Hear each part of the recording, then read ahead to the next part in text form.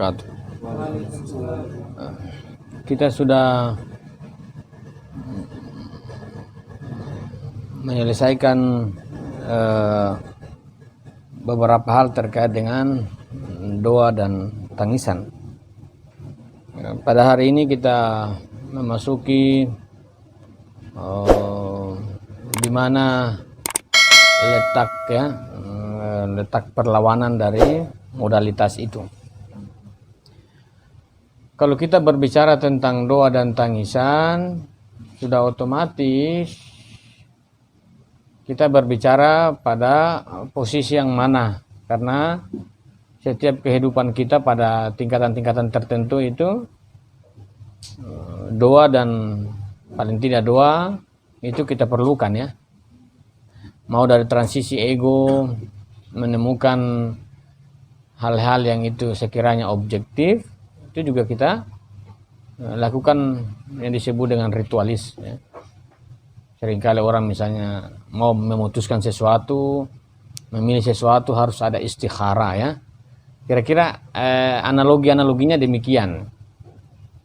Pada tingkatan individu saja itu doa dan tangisan itu selalu digunakan dalam dalam mewujudkan sesuatu sebagai sebuah senjata, sebagai sebuah motivasi. Di sisi tertentu doa itu senantiasa mengartikan sebuah sisi transenden ya, transenden dengan realitas. Jiwa manusia itu senantiasa naik dalam sebuah perjalanannya yang dia hadapi. Transisi dari satu ke satu itu seringkali orang bahasanya bahasa spiritualitas, tapi dalam spesifikasinya Al-Syariati meletakkan arti doa dan tangisan.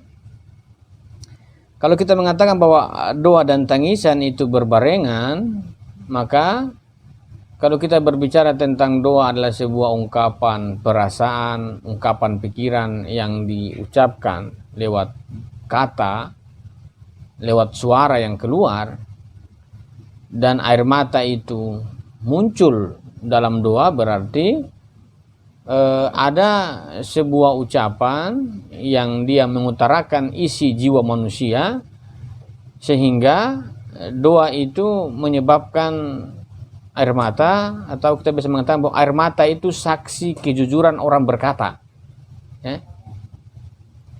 Bahwa air mata itu saksi kejujuran dari orang itu berkata-kata.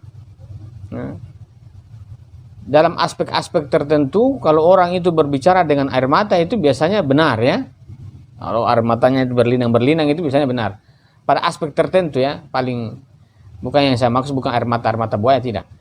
Yang saya maksud adalah ketika orang berbicara, menyampaikan sesuatu dengan linang air mata. Karena apa? Biasanya ada sesuatu yang dia tidak bisa ungkap, air mata teh. Ada kala tuh sesuatu yang dia tidak bisa ungkap karena memang terlalu berat. Yang ada cuma air mata. Jadi air mata itu salah satu bahasa doa tertentu yang ketika ucapan tidak lagi bisa terucap, itu doa ya. Ada memang kondisi-kondisi tertentu dalam kehidupan ketika sesuatu yang kita tidak bisa ucapkan dan itu membebani diri kita, maka seringkali air mata itu menjadi bahasa. Air mata menjadi bahasa. Tapi kalau ada sebuah ucapan, sebuah bahasa, kata yang kita keluarkan dan bahasa itu disambut ya oleh linangan air mata, tangisan, maka tangisan dalam arti doa adalah sebuah saksi atas kejujuran dan penyaksian individu atas apa? Atas keterasingan dirinya, dan atas apa? Atas cinta yang mau dia letakkan dalam sebuah pengorbanan. Jadi air mata adalah saksi pengorbanan. Pengorbanan ya. Ini masih terkait dengan individu.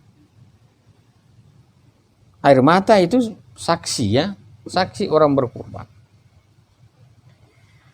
Karena kita kemarin berbicara bahwa setiap kecintaan kita kepada sesuatu,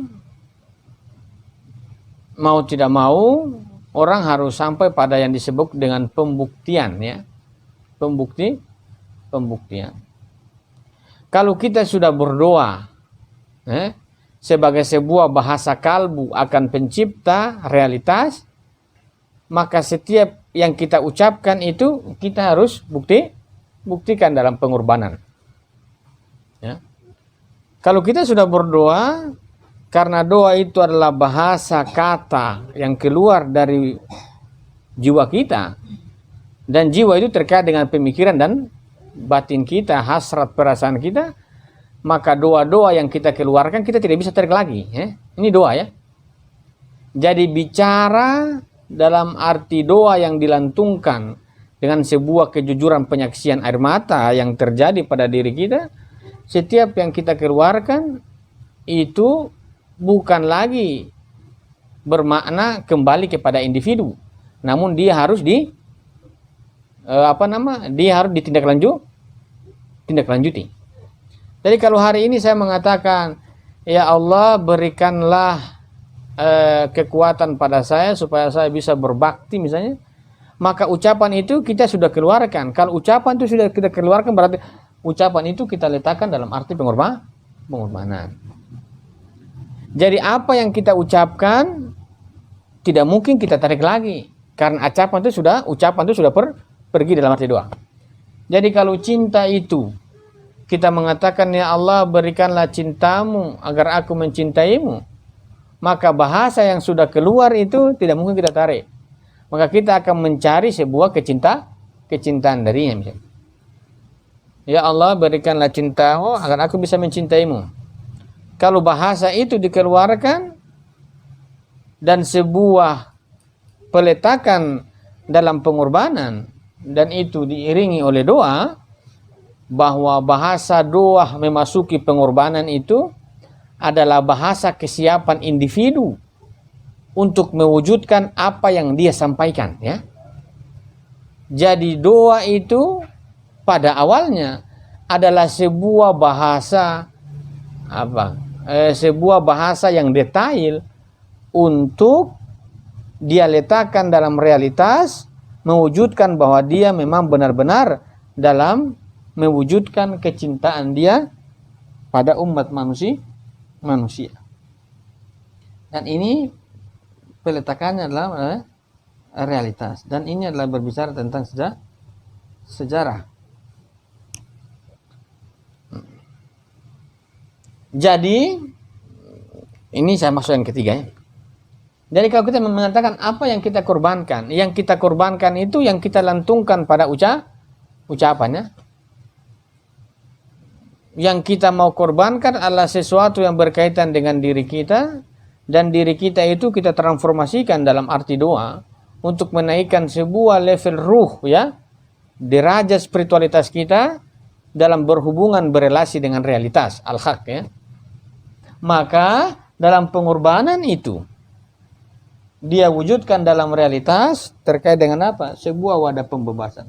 Ini yang disebut dengan dia letakkan dalam wadah sejarah,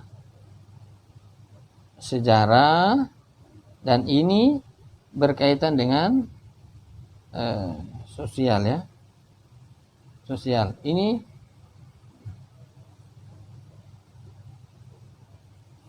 perlawanan, ya. Jadi hubungan antara pengorbanan dan sejarah itu hubungannya perlawanan. Perhatikan perlawanan, ya. Yang kita letakkan dalam arti jadi Ali Syariati mengatakan doa, tangisan, dan perlawanan. Sebagaimana tadi saya katakan bahwa tangisan itu adalah saksi kejujuran terhadap apa yang kita lantungkan, yang kita ucapkan dalam bahasa batin individu dalam berrelasi dengan Tuhannya. Jadi antara individu dengan pengorbanan itu relasinya adalah tangisan. Namun tangisan berkaitan dengan sejarah, pengorbanan, itu adalah perlawanan. Jadi doa dan air mata sebagai sebuah bahasa kalbu, itu harus diletakkan dalam perlawanan. Jadi kalau kita berdoa dalam tangisan kita yang setiap saat kita keluarkan sebagai bentuk perhubungan kita dengan al-haq, itu bisa berarti negatif. Ketika tangisan dan doa itu dikembalikan kepada diri. Hal-hal yang kita ucapkan sebagai sebuah janji. Orang berdoa itu bentuk janji. Ya Allah, saya begini-begini. Itu berjanji. Maka setiap janji, dia tidak bisa tarik kembali. Ketika dia tarik janji itu kembali pada dirinya, berarti dia berada pada sisi kelemahan dia dapatkan. Hal-hal yang kita bicarakan, kita tarik kembali, itu melemahkan jiwa kita. Maka apa-apa yang kita letakkan, yang kita doakan, kita letakkan pada arti sejarah, dan itu adalah pembuktian. Jadi perhatikan, perlawanan itu berkaitan dengan sebuah bukti individu yang jatuh cinta ya. Ini perlawanan. Apa yang dia lawan? Yang dia lawan itu berkaitan dengan sebuah dinamika sejarah. Di dalam teori sejarah, Al-Syariati mengatakan bahwa sejarah itu senantiasa berdialektika ya, antara Habil dan Kabil. Kalau perlawanan itu didasari oleh doa dan tangisan sebagai sebuah modalitas individu, spiritualitas individu dalam meletakkan gerakannya, maka pada sejarah dia sudah tahu mana lawan, mana tidak. Mana kawan, mana lawan. Mana musuh, mana yang perlu dalam sejarah. Jadi sejarah perlawanan umat manusia itu adalah sejarah yang berkaitan dengan perjalanan spiritual orang. Ya? Jadi sejarah perlawanan sosial, perlawanan sejarah yang kita lihat sejarah dunia itu, sejarah perlawanan itu berkaitan dengan apa? Sejarah ruh manusia dalam tingkat spiritualitas tertentu. Al-Syariati menunjukkan bahwa ada sebuah derajat spiritualitas orang dalam melakukan perlawanan. Doa dan tangisan itu adalah bentuk derajat spiritual dalam meletakkan perlawanan. Jadi kalau orang mengatakan apa itu arti perlawanan? Perlawanan itu adalah perjalanan spiritual individu. Bukan perlawanan, bukanlah artinya spiritual yang candu, tidak. Namun perlawanan itu adalah sebuah derajat spiritualitas dalam memasuki ruang sejarah. Sejarah ini adalah tugas apa? Tugas orang-orang yang memiliki kemampuan spiritual dalam hidupnya dan dia mau mencari spiritualitas dalam sejarah. Tidak mungkin spiritualitas individu dalam perlawanan sejarah yang dia cari apa? Pasti dia cari berkaitan dengan al-haq, dan al-haq itu berkaitan dengan rumusan spiritualitas sejarah. Di dalam sejarah itu dia akan mau mengungkap spiritualitas sejarah yang kita katakan dia sebagai sebuah habil ya. Spiritualitas sejarah itu. Spiritualitas individu mengantarkan individu masuk pada ruang sosial sejarah yang dia mau sasar berkaitan dengan sebuah tabir sejarah yang dia ingin ungkap dalam sebuah perlawanan. Maka perlawanan dalam dunia Islam berkaitan dengan doa dan tangisan yang yang dimodali itu berkaitan dengan sebuah perlawanan pembebasan individu. Pembebasan sosial sejarah umat manusia. Jadi apa yang kita lawan? Apakah perlawanan itu harus berakhir? Sejak kapan perlawanan kita harus mulai? Dan kapan kita akhiri yang disebut dengan perlawanan? Kita bisa mengakhiri sebuah perlawanan ketika kezaliman itu tidak ada lagi. Namun kapan kita mulai itu perlawanan? Kata Al-Syariati, kapan kita bisa mulai perlawanan? Ketika individu memahami betul apa arti persoalan sejarah dan apa arti persoalan manusia. Karena kalau kita tidak memahami betul-betul itu tentang sejarah dan kebudayaan manusia, Yang sebentar yang kita lawan itu adalah sesuatu yang bukan persoalan sebenarnya. Atau kita mengatakan yang ada hanya persoalan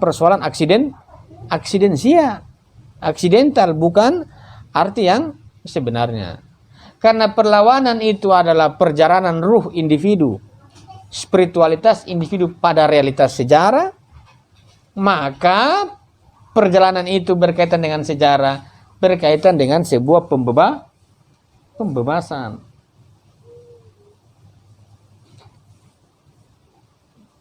Pembebasan, ya. Kalau dalam teori dialektika Marxis, bahwa senantiasa proletar itu berkaitan dengan kapitalis, ya. Yang penindas itu kan kapitalis. Proletar yang dia tertindas.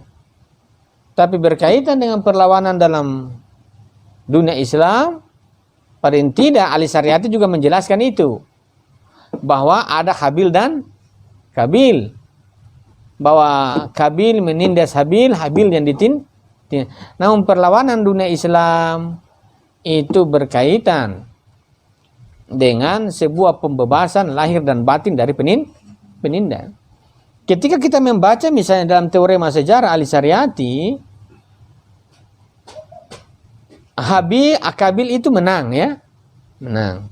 Namun penindasan Kabil pada Habil itu bukan hanya sekedar penindasan model faktor produksi, namun ada sebuah paradigma yang terbangun pada pikirannya, atau kita katakan bahwa paradigma syirik dan paradigma tauhid yang kemudian mendorong model sejarah itu memiliki dua ciri khas yang itu terjadi. Jadi dalam sejarah itu pernah ada satu fase, berkaca pada teorema sejarah Ali Syariati, ada kebaikan dikalahkan oleh kezaliman. Habil itu bisa membunuh Kabil. Artinya bahwa kebaikan itu dilumpuhkan oleh kezaliman. Di fase sejarah tertentu itu, bahwa Kabil pernah menang, menumpas atau mengalahkan kebaikan, atau kita bisa mengatakan keburukan itu pernah mengambil alih apa yang sebenarnya milik dari kebaikan. Dalam sejarah itu pernah. Dengan itulah, karena segala sesuatu yang sebenarnya sejarah itu dipimpin oleh Habil, dan dia dalam sebuah potret sejarah itu dikalahkan oleh oleh Kabil, maka perlawanan itu serta-merta didukung oleh kemampuan spiritual dalam meletakkan basis perlawanannya memasuki ruang sejarah, dan itu adalah tugas dari Habil yang baru. Tugas dari anak cucu Adam memasuki pembebasan. Dan apa yang dia bebaskan? Semua orang yang tertindas lahir dan batin. Lantas di mana doa? Dalam arti itu, ya. Lantas di mana doa dalam arti pembebasan? Kalau kita berbicara pada aspek awal bahwa pembebasan itu mulai secara individu. Pada keterasingan kita meletakkan arti doa dan tangisan. Pada arti cinta kita meletakkan doa dan tangisan supaya terletakkan disebut dengan pengorbanan. Namun ketika pada perlawanan memasuki ruang sejarah, itu ada urgensi doa yang berkaitan dengan relasi dia dengan realitas. Ini dia. Di sini ada doa dan tangisan pada aspek perlawanan. Jadi kita mengatakan perlawanan itu didasari oleh tangisan dan doa dan tangisan. Doa dan tangisan sebelum perlawanan itu berkaitan dengan sebuah rumusan yang kita sampaikan kepada junjungan kita ilahi, bahwa perjuangan tentang roda sejarah itu akan dimulai. Ya. Jadi doa di sini, doa di sini, doa dan tangisan itu mendahului perlawanan itu berkaitan dengan apa? Kehendak. Berarti kan hasrat dan kehendak. Kata Al-Syariati, doa itu adalah sebuah kemampuan hasrat dan kehendak dalam bertindak. Maka doa sebelum perlawanan adalah berkaitan dengan sesuatu apa-apa yang kita mau perjuangkan besok. Maka ketika perlawanan itu mau dimulai, atau bahasa kasarnya, doa dan tangisan sebelum perlawanan itu adalah penyampaian kita kepada Al-Haq bahwa perlawanan akan dimulai pada besok hari. Besok hari. Jadi kalau sekarang kita bilang malam hari itu adalah tempat kita berdoa, maka doa pada malam hari dengan tangisan pada malam hari itu adalah sebuah bukti bahwa kita mau meletakkan waktu dan tempat untuk melawan. Doa. Maka apa? Maka doa pada malam hari itu bisa satu, bisa arti doa terakhir, bisa arti tangisan terakhir, dan bisa doa perpisahan dan tangisan perpisahan pada malam hari. Karena dalam perlawanan berkaitan dengan pembebasan itu kemungkinan besar dia bisa mati, ya. Mautlah syahid. Maka doa mengawali perlawanan itu adalah sebuah hasrat dan kehendak. Untuk apa? Menyampaikan kepada Al-Haq bahwa besok adalah waktu dan agenda gerakan umat manusia membebaskan sejarah ataukah membebaskan orang-orang yang tertindas dari kekuasaan Qabil. Nah, dengan begitu maka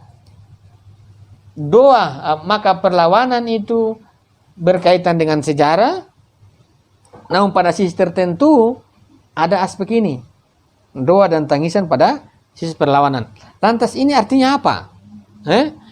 Kalau doa dalam arti perlawanan kita lantungkan untuk menyampaikan bahwa waktu dan apa saja yang kita perjuangkan sebagai sebuah kehendak sejarah, maka dalam doa setelah perlawanan berkaitan dengan tanggung jawab, bahasanya?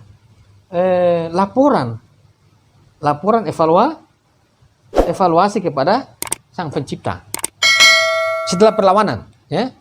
Jadi sebelum perlawanan kita menyampaikan bahwa kita akan mengagendakan perlawanan dengan misi ini, pembebasan kezaliman. Namun setelah perlawanan kita perlu sampaikan apa yang telah kita perbuat. Jadi kalau kita menghadap Tuhan, pertanyaan kemudian yang teman-teman bawa di hadapan Tuhan itu apa? Bukankah dalam teorema sejarah Al-Syariati ketika Habil dan Qabil itu menghadap di hadapan Adam, memberikan pengorbanan kan? Bahwa kalau Qabil itu dia memberikan apa? Hasil ternak kambing, kambing. Nanti siapa? Habil memberikan ternak kambing, kemudian Qabil saya lupa apa yang dia berikan. Tapi pada perlawanan pembebasan itu akan diakhiri oleh doa. Doa terkait dengan pembebasan, perlawanan pembebasan, perjuangan pembebasan itu berkaitan dengan hanya hal-hal yang kita telah korbankan di realitas, berkaitan dengan tugas sejarah. Jadi kalau kita menghadap Tuhan dalam arti doa dan tangisan pada perlawanan itu berkaitan dengan pertanggungjawaban apa yang telah kita korbankan pada hari itu sebagai bukti bahwa kita telah mengagendakan perlawanan di hadapan Sang Khalik. Kita hanya mau mengutarakan apa-apa yang telah kita korbankan, apa-apa yang telah kita perbuat sebagai sebuah kesaksian kita dalam sejarah. Maka doa dan tangisan terkait dengan perlawanan berhubungan dengan realitas ini adalah evaluasi. Kata Al-Syariati dalam bukunya, kita berdoa itu adalah sesuatu yang adanya, bukan mengada-ngada sesuatu. Berdoa itu adalah ungkapan terhadap keadaan kita, bukan mengada-ngadakan sesuatu. berkaitan dengan keadaan manusia terkait dengan doa dan tangisan, itu adalah keadaan kita dalam medan laga. Bahwa hari ini saya dari jam pagi sampai jam 5 saya telah melawan beberapa kezaliman. Ada sekitar 6 kezaliman yang saya sampaikan pada malam hari, namun pada siang hari dan pagi dan siang sampai sore hari saya berhasil melakukan 3. Maka saya persembahkan 3 pengorbanan dan perlawanan itu kepada Sang Pencipta, dan saya akan memberikan dan membutuhkan bentuk kemampuan dan dorongan dan kekuatan dari Pencipta, realitas, Al-Haq. Untuk apa? Untuk saya kembali besoknya. Jadi doa menghantarkan perlawanan memasuki doa. Doa ini pada akhirnya sebentar dia sudah tidak kembali lagi, dia langsung masuk pada jurang ini. Dan itu fasenya secara terus menerus. Dia bentuknya seperti siklus. Karena tugas sejarah itu tidak pernah berakhir, maka doa dan tangisan itu senantiasa mengiringi individu-individu yang berjuang. Jadi air mata dan doa pada perlawanan itu saksi. Air mata pun sebagai saksi bahwa apa yang dia lakukan memang benar-benar itu sebagai ungkapan kejujuran pada ungkapan-ungkapan yang dia sampaikan sejak awal. Jadi doa dan tangisan pada realitas perlawanan itu sebagai saksi dia bahwa memang dia adalah individu manusia yang benar-benar meletakkan dirinya dalam sebuah fase perjuangan sejarah. Lantas kita bertanya, bagaimana dengan, orang bertanya, bagaimana caranya kita menghadap Tuhan? Bagaimana caranya kita menghadap Tuhan kemudian meminta? Dalam tafsir sejarah, cara menghadap Tuhan itu diawali oleh perlawanan. Cara menghadap Tuhan itu pembebasan, ya. Maka semua yang kita ungkapkan pada Tuhan itu berkaitan dengan apa yang telah kita lakukan. Belum. Jadi kalau kita berdoa kepada Sang Pencipta, apa-apa yang belum kita lakukan berarti itu bukan arti perlawanan. Itu berarti dalam arti transisi cinta menuju pengorbanan. Apa-apa yang kita sampaikan sebelum kita bertindak itu adalah sebuah program kehidupan. Namun apa-apa yang kita sampaikan pada Tuhan setelah perlawanan itu adalah berkaitan dengan hal-hal yang sudah kita lakukan. Sejauh mana dalam wadah sejarah kita telah sampai meletakkan atau kita telah menjalankan tugas kehalifaan, sudah sampai pada posisi mana? Ini perlawanan. Jadi yang kita sampaikan kepada Sang Khalik adalah apa-apa yang pernah kita lakukan di realitas. Kita akan bertanya begini, kita akan menyampaikan bahasa kasarnya, ya Allah, saya telah membebaskan 2 manusia yang tertindas. Saya menyampaikan ada beberapa problem kehidupan sosial yang saya belum bisa selesaikan. Saya mohon kekuatan lagi untuk turun di sosial. Maka dalam teorema kemarin kita mengatakan pasti di sini ada transisi pembimbingan, kan? Pembimbingan. Jadi pembimbingan itu akan kita dapatkan pada saat perlawanan dan kita menyampaikan, menginisiasi sebuah perjuangan, dan perjuangan itu akan dievaluasi secara terus-menerus. Jadi kalau ada sebuah perjuangan tidak ada sebuah bentuk evaluasi, stagnan itu. Stagnan. Evaluasi perjuangan berkaitan dengan realitas, bagaimana kita evaluasi? Kalau dalam sistem kepondokan tentu bisa saya evaluasi. Tapi kalau berkaitan dengan Tuhan, bagaimana cara kita mau mengevaluasi? Bagaimana cara kita evaluasi semua pergerakan kita berkaitan dengan realitas ketuhanan? Salah satunya bentuk evaluasinya pasti doa. Dan doa itu adalah apa? Menyampaikan, hari ini saya lakukan ini. Dalam aspek sosial ini, dalam aspek intelektual ini, aspek moral ini, aspek spiritual ini. Yang saya lakukan dalam realitas sejarah. Dan saya dalam kehidupan ini saya masih gagal di sini. Saya mohon pertolonganmu. Jadi kita memohon pertolongan itu karena kita sudah memberikan arti pengorbanan dulu. Artinya apa? Bahwa kita meminta tapi kita tahu diri juga ya. Ada orang yang senantiasa berdoa sampai lupa diri. Bahasanya tentu maksud dalam kalau kita lepaskan dalam teori ontologi sah-sah saja. Tapi dalam aksiologis pasti berkaitan dengan kamu kasih apa, saya memberi apa. Aksiologis begitu. Kalau ontologi, adalah dia tidak butuh apa-apa, itu ontologis. Tapi kalau dalam aksiologis, kita memberikan sesuatu, kemudian kita meminta sesuatu. Kalau kita tidak memberikan sesuatu, lantas kita mau meminta apa? Nabi Ibrahim alaihissalam, dia memberikan pengorbanan teragung adalah Nabi Ismail. Dia memberikan itu pengorbanannya. Pengorbanan teragung dalam sejarah Ibrahim itu adalah pengorbanan Ismail. Dia sudah memberikan pengorbanannya, kemudian dia berdoa. Apa yang dia doakan? Dia sampaikan bahwa saya telah melakukan pengorbanan. Kalau doa dalam perlawanan berkaitan dengan perlawanan, maka kita juga perlu menyampaikan bahwa apa-apa yang telah kita perbuat selama sehari. Kalau kita meletakkan bahwa arti perjuangan perlawanan itu berkaitan dengan sejarah dan sejarah itu terus bergerak, maka setiap gerakan kita evaluasinya berkaitan dengan relasi dengan pencipta. Berarti doa dan tangisan dalam perlawanan itu justru mempererat, mendekatkan diri individu atau masyarakatnya atau ummahnya itu berkaitan dengan Tuhan. Berkaitan dengan Tuhan. Ini kan tugas-tugas disebut dengan rausan fig, tugas pemimpin. Harus mendoakan kan?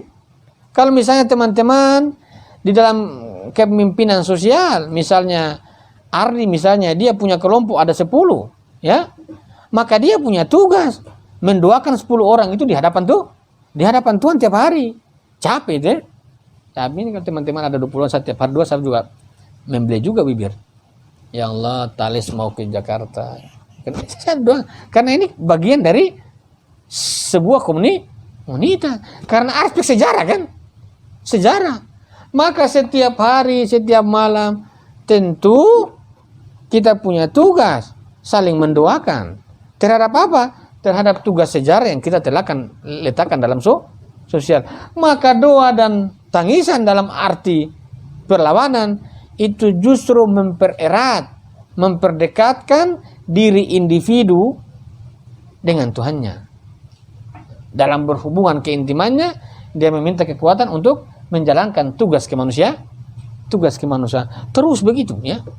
Jadi malam dia berdoa, pagi dia bergerak. Pagi dia bergerak, malam dia laporan. Besok dia turun lagi.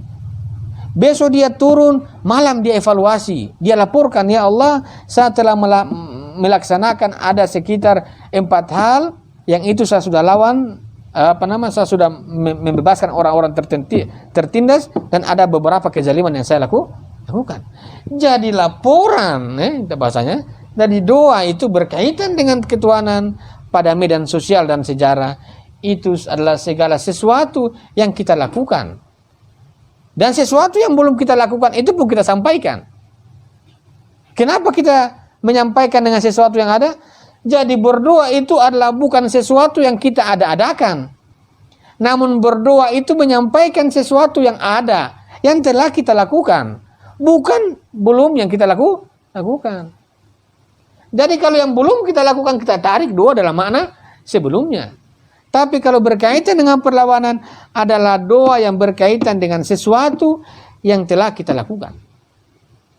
Yang telah kita lakukan itu dijaga konsistensinya untuk menjalankan hal-hal yang lain yang kita rumuskan pada besoknya. Itu perlawanan. Jadi kita tidak mengenal yang disebut dengan berhenti. Dari perlawanan itu sangat sulit dikatakan arti berhenti. Perlawanan itu sangat sulit dikatakan arti stagnan. Perlawanan sangat sulit, pengorbanan-pengorbanan, pembebasan kemanusiaan itu sangat sulit menemukan yang kita katakan di sini akhirnya. Akhir dari sebuah perjuangan cuma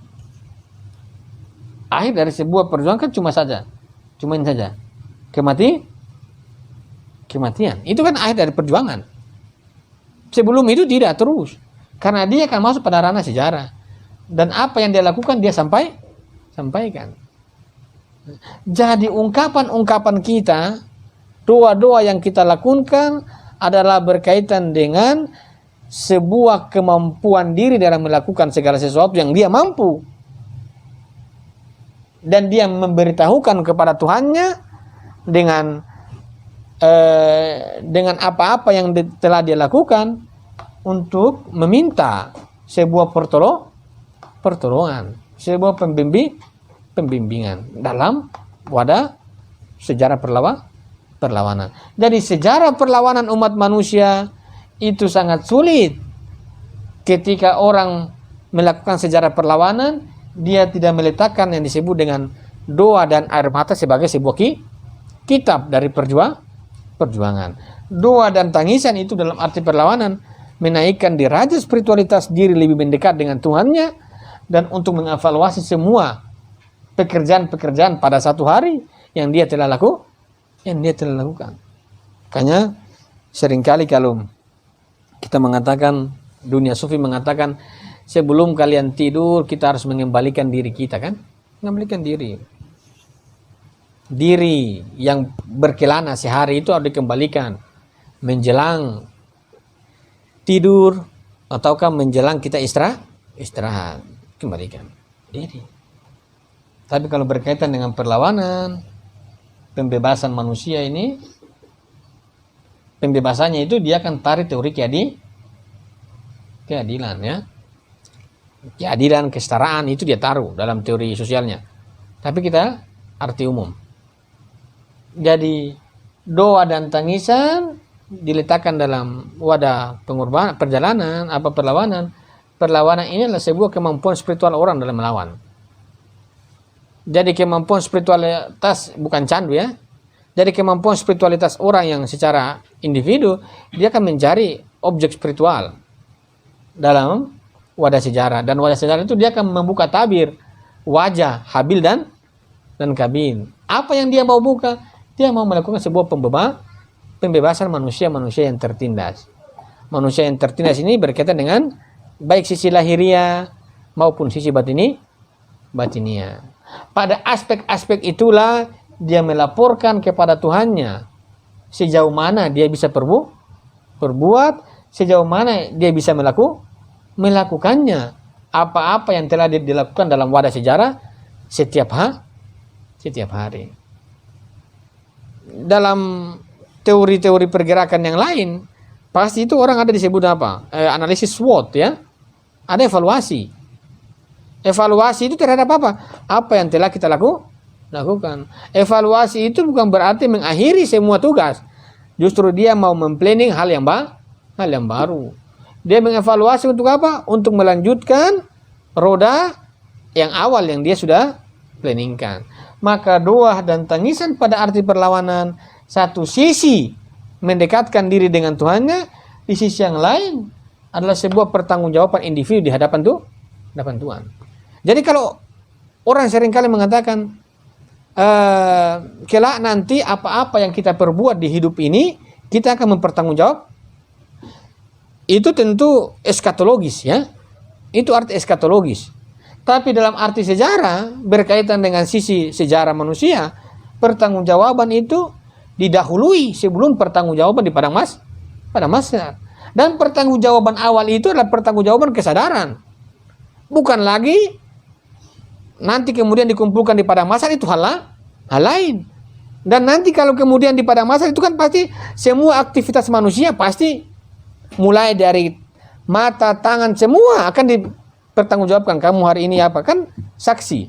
Tapi dalam kesaksian sejarah, yang menjadi saksi itu adalah doa dan tangisan dalam pertanggungjawaban di hadapan Tuhan, kesadaran. Kalau dalam eskatologis itu teman-teman sudah tidak dalam artian sadar, itu tinggal hitung-hitung kalkulator saja. Ini berat ditimbang, ini sudah masuk. Itu yang kita tidak masuk di situ. Tapi berkaitan dengan aspek sejarah, bahwa memang pertanggungjawaban individu pada Tuhannya itu sebagai sebuah kesaksian sejarah. Bentuk pertanggungjawaban kesaksian itu berkaitan dengan doa dan air mata terkait dengan realitas. Maka pertanggungjawabkanlah apa-apa yang kita lakukan sehari sebelum yang lain itu menjadi saksi atas tindakan kita di hari kelak. Ya Allah, saya hari ini kerja begini. Hari ini saya berpikiran kotor. Hari ini saya mulai pikiran aneh-aneh. Sampaikan saja dalam doa-doa itu sebagai sebuah bukti bahwa memang itu pernah terjadi. Kalau kita menyampaikan sesuatu yang belum terjadi, tentu tidak bisa dihukumi, kan? Tapi kalau hal-hal tertentu yang kita sudah lakukan, yang kita sampaikan sebagai sebuah bentuk tanggung jawab. Sebuah tanggung jawab antara apa? Hamba pecinta terhadap realitas yang dia cintai. Maka evaluasi yang dimunculkan dalam sejarah perlawanan manusia terkait dengan doa yang dia susupkan itu adalah bentuk evaluasi metode individu mendapatkan kekuatan kembali. Kekuatan itu untuk apa? Untuk dia masuk lagi pada wadah sejarah. Begitu saja. Dan dia berputar-putar begitu. Sampai kapan? Sampai dia menemukan arti kesahidan. Di sini titik ini kita akan berhenti. Jadi bukan kita yang berhenti. Jadi kalau perlawanan perjuangan itu kita hentikan, itu tidak. Justru perjuangan dan perlawanan itu akan dihentikan oleh sejarah sendiri. Oleh realitas. Kalau hari ini misalnya saya belajar, kemudian saya berhenti belajar, saya sudah capek belajar. Itu kita yang mengakhiri. Tapi kalau realitas yang mengakhiri, ketika teman-teman sudah mati, berarti realitas yang mengakhiri pembelajaran. Perlawanan pun demikian. Perlawanan itu sebagaimana ilmu. Orang belajar dari ayunan sampai liang lahat. Tapi kalau perlawanan berkaitan dengan sebuah kesadaran, kecintaan yang dia bangun terhadap sebuah kemanusiaan, maka dia letakkan dalam sebuah perjuangan, pengorbanan, pembebasan manusia, itu diakhiri hanya dengan sebuah aspek kematian. Jadi kematian yang mengakhiri perjuangan umat manusia, bukan selain itu. Bukan selain itu. Maka sang pencipta ini, dia pasti akan merindukan, dan dia juga akan mau menyaksikan individu-individu yang mati dalam perjuangan. Individu-individu itu yang disaksikan oleh Tuhannya dalam perjuangannya pada kematiannya, itu berkaitan dengan apa? Individu yang senantiasa melaporkan apa yang dia lakukan, apa yang dia agendakan. Makanya kalau saya mengatakan, Kahar tolong bantu saya setiap hari sebelum tidur kabari siapa yang kerja dan siapa yang tidak. Karena saya harus tahu hari ini ada yang kerja, ada yang tidak, sebagai laporan. Laporan kan, PJ kan melapor begitu. Oh ini tidak, ini kerja. Laporan. Karena pasti satu hari teman-teman bermain dalam wadah sejarah. Dan wadah sejarah itu seharus ketahui sejauh mana teman-teman melakukan aktivitas sejarah. Hubungan antara individu dan Tuhannya itu pasti berkaitan dengan pertanggungjawaban. Pertanggungjawaban semasa hidup sebelum pertanggungjawaban di akhir kelak. Pertanggungjawaban di akhir kelak tidak usah begitu. Itu teman-teman, kita semua tinggal menerima apa yang menjadi konsekuensi. Namun pertanggungjawaban kemanusiaan, jadi kalau di ekskatologi kita akan mempertanggungjawabkan apa-apa yang kita lakukan, ya. Mau minum, mau makan, kita pertanggungjawabkan besok. Tapi berkaitan dengan pertanggungjawaban kemanusiaan, ini adalah pertanggungjawaban seorang individu terkait dengan apa? Tugas sejarah keumatan kepada Tuhannya. Individu yang memiliki tugas sejarah menyampaikan perbuatannya kepada Tuhan melalui doa dan tangisannya itu. Kalau nanti besok-besok di akhirat nanti kelak, teman-teman hanya mempertanggungjawabkan individu. Saya ini berbuat ini. Selama hidup saya begini ya. Tapi berkaitan dengan kehidupan semasa hidup, sebelum pertanggungjawaban di akhirat, teman-teman harus mempertanggungjawabkan. Atau dikatakan apa? Mutu kablamu mutu. Mati sebelum ini kan teori mati sebelum mati. Mutu kabla mutu. Mati sebelum mati. Jadi mati sebelum mati dalam kehidupan itu apa? Mempertanggungjawabkan terhadap tindakan kita di hadapan Tuhan. Itu aspek sejarah. Jadi apakah hari ini paling tidak Emun sudah mempertanggungjawabkan apa di hadapan Tuhan? Nah, kurang tahu, wallahu alam. Apakah hari ini Manaf sudah mempertanggungjawabkan tindakan sejarah di hadapan Tuhan? Nauzubillah min dzalik. Apa lagi? Apakah hari ini Taleh juga sudah berbicara dengan Tuhannya, mempertanggungjawabkan, ya Tuhan, saya hari ini sudah melakukan beberapa terobosan tindakan sejarah. Apakah sudah? Kalau dia belum menyampaikan itu berarti apa? Dia belum mengatakan dirinya mati sebelum mati. Orang mati sebelum mati itu tingkat kesadaran, ya, perjalanan kesadaran orang. Dan perlawanan itu adalah sebuah aktualitas dari diri dan persepsi. Maka pertanggungjawaban individu pada doa dan tangisan itu berkaitan dengan apa? Sebuah ketundukan hamba pada Tuhan. Ya Allah, hari ini saya sudah didik anak saya, paling tidak dia mulai kacau-kacau sedikit. Tambah berat ini Tuhan. Kasih buat saya kekuatan. Saya doakan begitu. Saya harus mengeluh dong, ya. Tapi saya sudah berusaha didik, tapi dia agak mulai nakal-nakal ini. Mohon bimbingan, minta lagi kan. Tapi saya sudah menyampaikan, sejauh ini saya melakukan sampai di sini. Ada hal-hal tertentu yang kemudian muncul. Bantu saya supaya saya bisa selesaikan. Tuh. Bahwa dalam perjuangan juga pasti ada hambatan-hambatan. Kalau perjuangan itu ada hambatan-hambatan, maka pertanggungjawaban adalah hal yang perlu untuk apa? Menerobos hambatan supaya perjalanan terus kita lakukan. Sampai pada apa?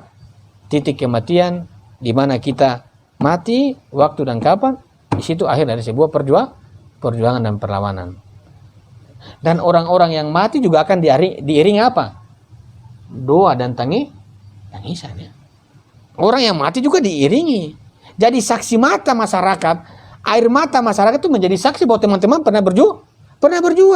Kalau ada orang mati dan ada masyarakat, dia sudah mati, alhamdulillah, wih, bahaya sekali. Nauzubillah min dzalik. Itu yang berbahaya. Maka buatlah masyarakat menangis dan masyarakat berdoa ketika teman-teman tidak ada. Sebagai apa? Bukti perjuangan pembebasan manusia. Orang-orang yang begini kan ditangisi oleh sejarah, ya. Tiba-tiba ada kita meninggal. Siapa yang meninggal, Fadlun? Alhamdulillah. Kambing tidak hilang lagi. Kayak begitu. Siapa yang meninggal? Alhamdulillah, kelapa tidak hilang lagi. Apakah itu yang kita tinggalkan dalam ada sejarah? Tidak kan? Ada amal-amal jariah yang disebut dalam bahasa-bahasa agama. Maka kita seringkali orang kita dilahirkan juga doa dan tangisan itu mengantar, ya. Orang melahirkan tuh tangisan tuh antar. Tangisan anak itu mulai keluar. Besar doa dan tangisan mentransisikan ego ke cinta. Cinta ke pengorbanan ada doa dan tangisan. Perlawanan juga ada doa dan tangisan. Meninggal juga ada diantar dengan doa dan tangisan. Jadi perjalanan spiritualitas itu mengakhiri sampai yang lahat itu terus. Kalau memang ada perjalanan spiritual itu bersambung, maka tugas sejarah akan terus tersampaikan. Sekian, assalamualaikum warahmatullahi wabarakatuh.